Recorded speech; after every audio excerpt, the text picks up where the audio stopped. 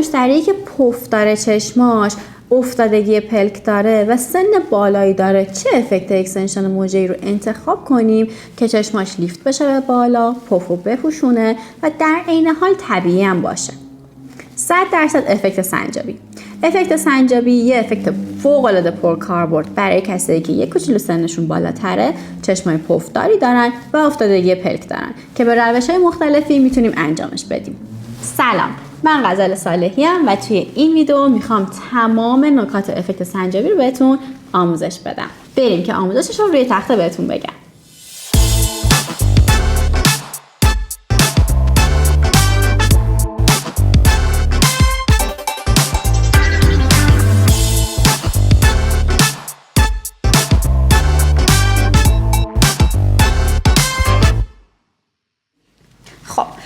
سنجابی رو ما به دو روش میتونیم انجام بدیم. اگر موجه‌کار مبتدی هستید و آنالیز چشم براتون سخته، روش اول استفاده کنید و اگر موجه‌کار حرفه‌ای هستید و به راحتی میتونید آنالیز چشم رو انجام بدید، از روش دوم استفاده کنید.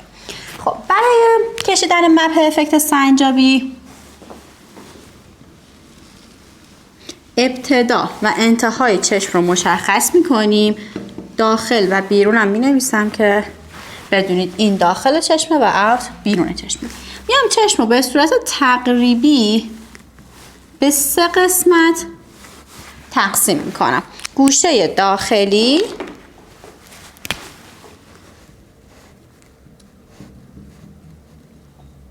مردمک و گوشه بیرونی. چشم به صورت تقریبی به 3 قسمت تقسیم میشه. حالا مردمک دقیقاً شاید وسط قرار نگیره، ولی ما توی این تقسیم بندی این قسمت رو میذاریم قسمت مردمک. میام قسمت مردمکمو یه تقسیم به 2 میکنم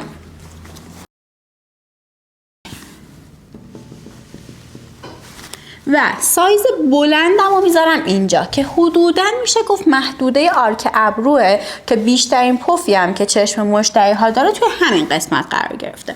به عنوان مثال من بازه سایزی ما اگه بخوام 7 تا 13 در نظر بگیرم، بلندترین سایزم میشه اینجا، یعنی 13. به طرفین کاهش سایز میدم. میام به سمت داخل چشم اون نصف قسمت مردمکی که دارم و یه تقسیم به 2 میکنم و کاهش میدم، میشه 12 و 11. به سمت بیرون میام، به سمت بیرون 3 سایز کاهش میدم و باز دوباره به صورت مساوی یه تقسیم بندی انجام میدم، 12 11 و 10 رو میذارم اینجا و هرچه که از بازه سایزی من مونده بود و میذارم توی گوشه داخلیم، میشه 7 8 9 و 10. 4 تا سایزه. پس دوباره به صورت مساوی تقسیم میکنم و 10 9 8 و 7 رو قرار میدم که حالا شما اگر بازم مبتدی هستین 7 نتونستین کار کنید، میتونید از 8 شروع بکنید، ولی هیچ وقت از 9 و 10 داخل چشم رو شروع نکنید. اینطوری بهتون یه همچین افکتی میده که قسمت انتهایی چشم لیفت میشه به بالا، این قسمت پف پشت پلک کامل پوشیده میشه و بهتره که از چه فری استفاده بکنیم؟ کرلمون چی باشه؟ بهتره که از فرای میانه یا قوی استفاده کنیم، یعنی یه فری مثل CC، یه فری مثل دی، ولی از فر سی اصلا استفاده نمی کنیم چون هیچ پوششی نداره، نمی پوشونه پف پشت پلک مشتری رو و در انتها هم بهمون لیفت نمیده. پس افکت سنجابی رو بهتره که با این فرها اجرا کنیم. سایز بندیش بستگی داره به فاصله چشم و ابروی مشتری، از سلیقه مشتریتون.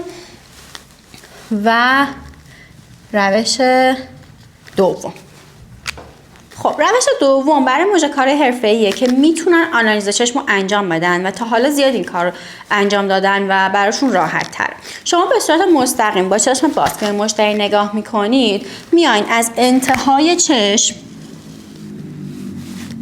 دوباره این داخله این بیرون چشم، یه نقطه مشخص میکنید که افتادگی از اونجا شروع میشه. یعنی میگید از بیرون، از وسط چشم که میای به سمت بیرون اینجوری شیب داره یه جای افتادگی شروع میشه. اون نقطه افتادگی رو مشخص میکنید. مثلا من میام روی چشم، بعد که چشمشو بستم اون نقطه رو میزنم روی پدم دیگه، میگم از اینجا به این سمت من افتادگی دارم. پس قرار سایزم رو اینجا کوتاه کنم و قسمت پف پشت پلک هم مشخص میکنید که پف پشت پلک مشتری من از چه نقطه تا چه نقطه‌ایه و کدوم قسمت رو میخوام بپوشونم. مثلا ممکنه که پف پشت چشم مشتری شما از این نقطه تا این نقطه باشه، اینجا هم پف پلک. اینا رو که مشخص کردید بعد میتونید افکتتون رو رسم کنید. حالا به چه صورت؟ من با همین 7 تا 13 ادامه میدم. از اینجا به بعد که افتادگیم بود، این قسمت هم پفه. خب پف این قسمتی که من میخوام بپوشونمش دیگه، میخوام قسمتی باشه که بره پشت مژه های اکستنشن من. از قسمتی که داره شروع میشه تا قسمتی که حالا افتادگیم شروع شده، این دو افتادن روی هم دیگه.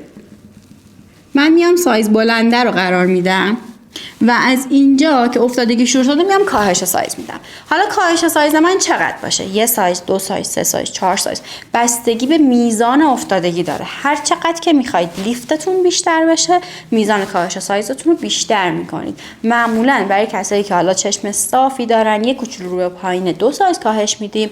کسی که افتادگی داره 3 سایز و اگه افتادگی زیاد باشه شاید تا 4 سایز مجبور بشید که کاهش بدین. و اینجا میام مثلا 2 سایز کاهش میدم، میشه 12 و 11. حالا میگین اینجا هم که پف داشته چرا سایز رو کم میکنم؟ هنوز 1 سایز کم شده. خب 1 سایز که کم میشه این قسمت همچنان داره میپوشونه و وقتی این قسمت پف پشت پلکه مطمئنا توی این تیکه بیشترین پف رو داریم و این قسمت کاملا پوشیده میشه. و اینجا هم که افتادگی داره میاد به سمت پایین. اگر افتادگی بیشتر بود میشه 12 11 10 9. هر چقدر که دلتون بخواد میتونید انتها کم بکنید و به سمت داخلم میرید کاهش سایز میدید، باز به میزانی که دوست دارید. مشتریتون دوست داره تا قسمت داخلی چشمش سایزها بلند باشه، سایزها رو خورد نمی‌کنید، بزرگ میرید کمش می‌کنید. ولی اگه مشتریتون دوست داره که داخل چشم سایز کوتاه باشه، خورد می‌کنم. یعنی چی خورد می‌کنم؟ یعنی میام اینجا 12 رو میذارم، اینجا 11 رو میذارم، هی سطح بیشتر می‌کنم. 10 میذارم، 9 میذارم و 8. به این صورت میام انجامش میدم. پس افکت مشخص دیگه این نداره. شما باید با توجه به چشم مشتریتون آنالیز کنید و این افکت رو اجرا کنید. همچنان هم از فرهای CC یا D استفاده میکنید. معمولا CC و D نرمال استفاده کنید. فری نباشه که ببینید این فر مثلا فرش Cه، این فر CC باشه و این شاید فر D باشه. فری که گرد میشه و برمیگرده به این صورت اصلا استفاده نکنید، چون اصلا خوشگل نیستش و به فاصله چشم و ابروی مشتریتون هم باید دقت کنید. یعنی اگر که چشم مشتری شما اینجاست، ابروش توی این قسمت قرار گرفته، این فاصله خیلی برامون مهمه. این فاصله حتما باید بیشتر از بلندترین سایزتون باشه. اگر این فاصله مثلا میگم 20 بود، شما میتونید 13 رو استفاده کنید. اگه کل این فاصله 13 بود، دیگه اصلا نمیتونید از 13 استفاده کنید، چون میپوشونید اینو. حتما به فاصله چشم ابرو توجه کنید و اگر که دیدید نمیتونید هیچ کاری انجام بدید، فرتون رو کمتر کنید، CC کنید. چون هرچی فر بیشتر باشه، فاصله چشم ابرو رو هم برای ما کمتر میکنه. به تمام قسمت‌های و مراحل آنالیز چشمتون باید توجه کنید و در نهایت افکتتون رو رسم کنید. فاصله چشم از هم دیگه، فاصله چشم و ابرو، افتادگی انتهای چشم، فرم خود چشم، ریز بودن یا درشت بودن چشم رو باید توجه کنید. امیدوارم که براتون مفید بوده باشه این آموزش. با این افکت ها برام اکستنشن انجام بدید، عکسش رو بفرستید، نظراتتون رو برامون کامنت کنید، چنل رو سابسکرایب کنید و بنویسید که دوست دارین چه افکت دیگه ای رو بهتون آموزش بدم. خدا نگهدار.